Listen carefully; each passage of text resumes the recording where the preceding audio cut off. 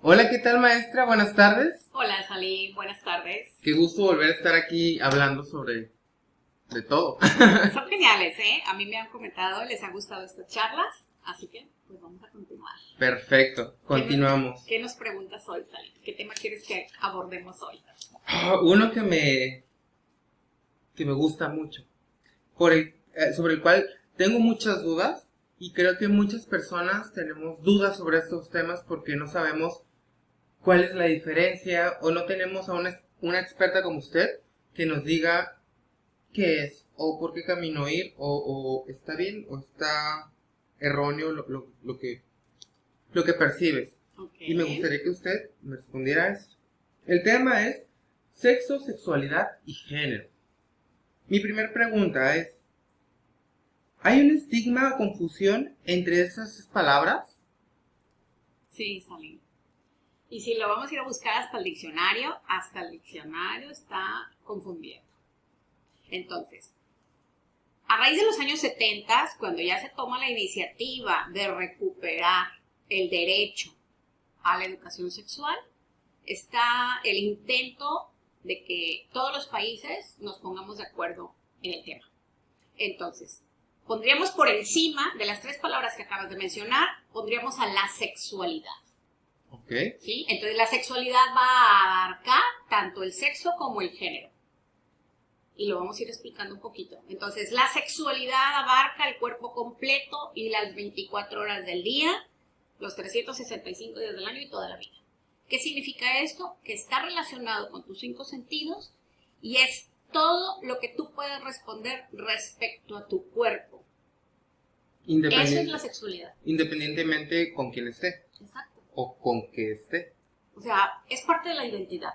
Uh-huh. ¿Sí? Entonces, es algo que nos va a describir, que va a hablar de la forma particular de cada persona. Entonces, va a haber áreas de la sexualidad en las que vamos a empezar a identificar 2 de las que mencionas hoy, sexo y género, pero la sexualidad al final es también parte de esa identidad, por lo tanto es muy subjetiva o muy única, ¿sí? O sea, va a haber conceptos que nos definan, pero al final la sexualidad tiene que ver con todos los procesos del placer que te das con tus 5 sentidos. No es genitalidad, okay, como se creía antes, ¿no? Que la sexualidad es exclusivamente pelvis y órganos sexuales. No, sexualidad es todo. Es mi manera de relacionarme con el mundo a través de mis sentidos. Sí, con todo el cuerpo.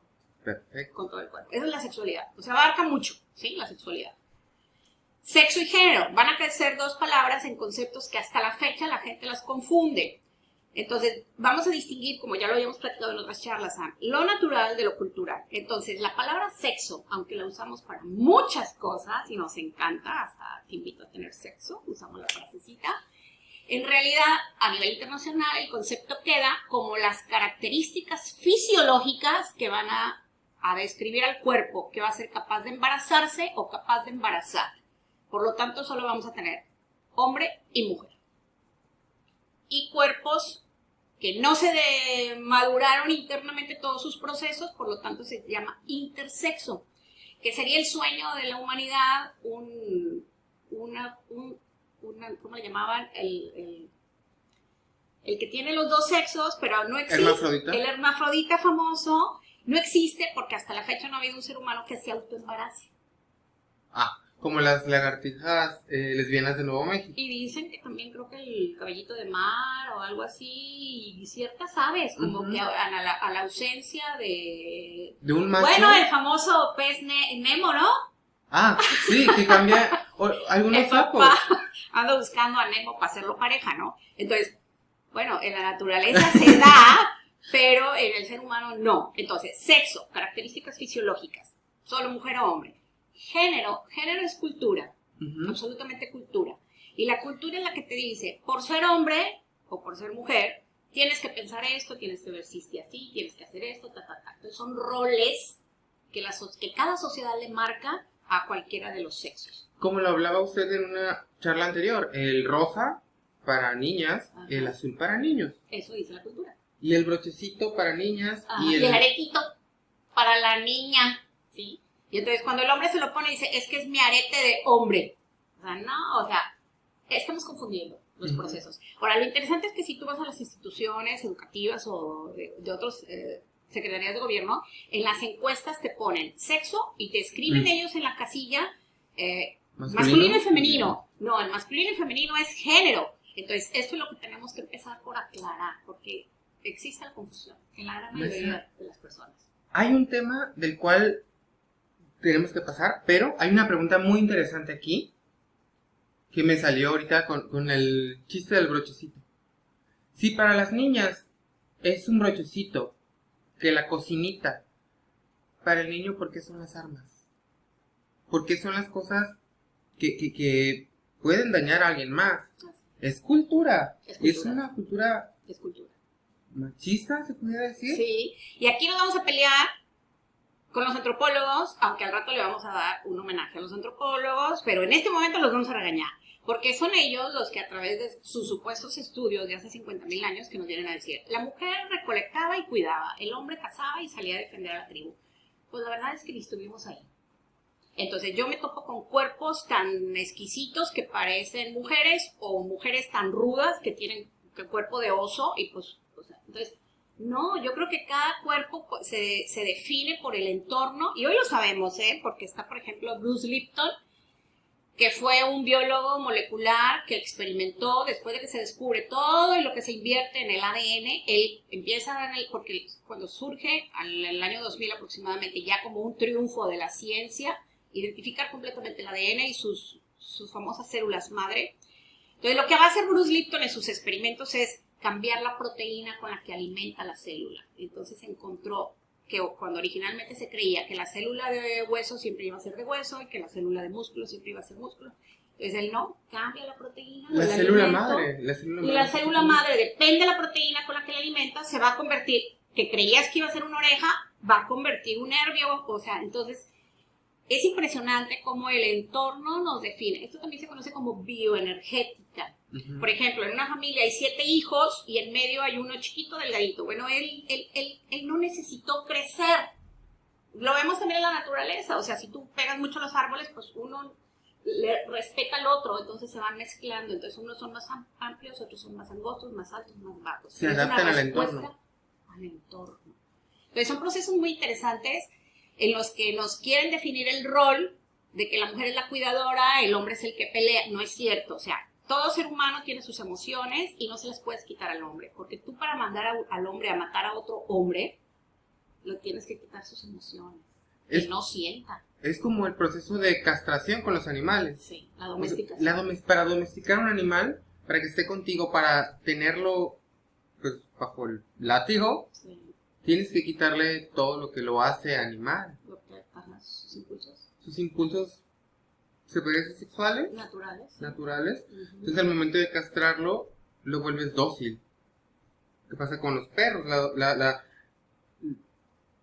Que de lobos ahora tenemos un chihuahua de bolsillo, ¿no? Sí. Cada vez les vas quitando sus armas. Sí, son procesos muy interesantes como nos adaptamos. Okay. Y esa es la salud, adaptarse. ¿Quién sobrevive? El que se adapte. Entonces son características, y si nos queda claro esto es natural y esto es cultural. Entonces, natural que la mujer llore, que no es cierto, o sea, las emociones son de ambos, el hombre llora, la mujer llora. ¿Quién puede hacer la guerra? La mujer y el hombre. O sea, ¿quién puede ser violento y hostil? Cualquiera, hombres y mujeres. No, nada de que la mujer trajo la paz al mundo, no es cierto. Necesitas un ser humano saludable para generar paz desde su alegría. Somos más parecidos que diferentes. Entonces, para mi poco entendimiento, dejamos sexo biológico. Sí, absolutamente. Sexualidad, mi relación, todo. La relación con mi cuerpo y mis 5 sentidos, y género lo dejamos como cultural. Exacto, roles culturales. Ok, entonces, biología, interacción y cultura. Ok, y cada una, pues, yo siempre, es una palabra que yo digo, cada quien hace lo que puede con lo que tiene, ¿no? Sí, de alguna manera vamos a integrar, o sea, sexo y género quedan dentro de sexualidad. Y hay más áreas. Ok. Pero son parte de la sexualidad. Y para acabar, maestra, me gusta una última pregunta. ¿El sexo está en los huesos?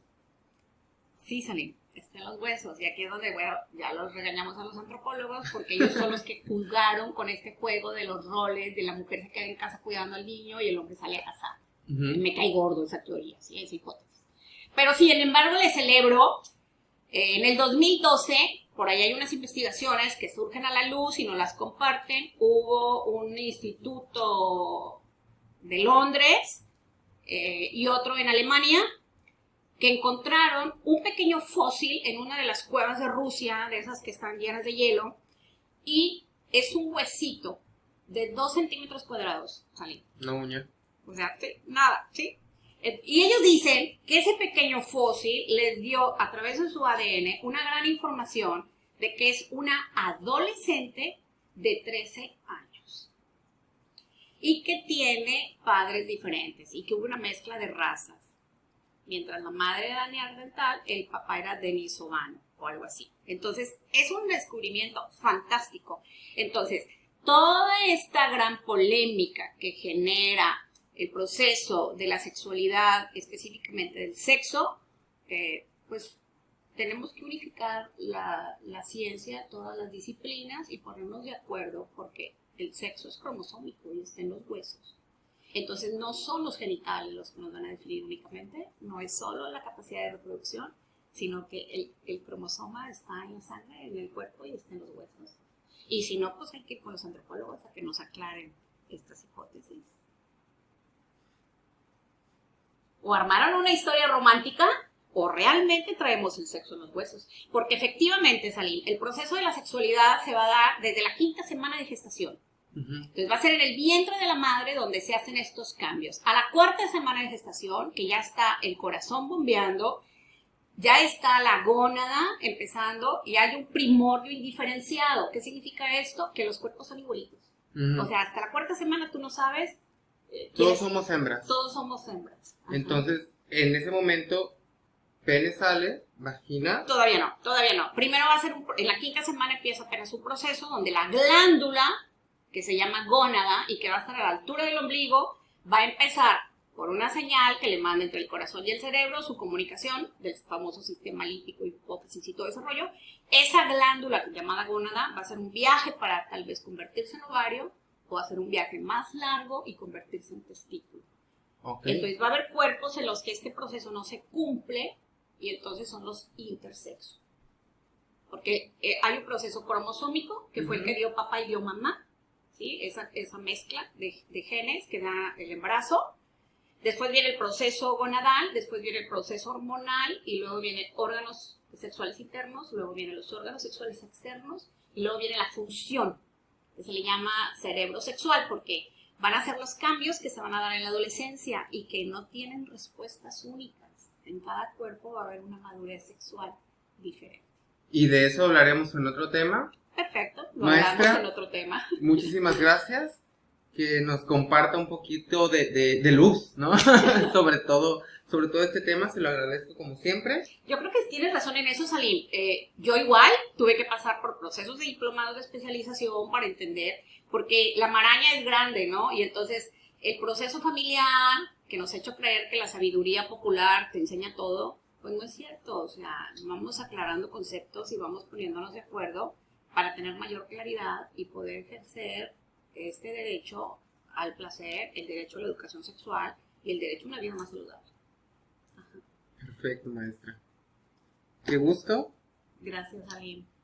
Gracias a ti que estás una vez más con nosotros. Coméntanos lo que gustes, nos regresamos, ampliamos. No tienes que estar de acuerdo con nosotros, ¿eh? Pero exacto, si vas a debatir algo, trae tus propios argumentos, porque nos encanta el debate. Muchísimas gracias. Gracias por acompañarnos. Les mando un besote. Un abrazo de corazón a corazón. Chao.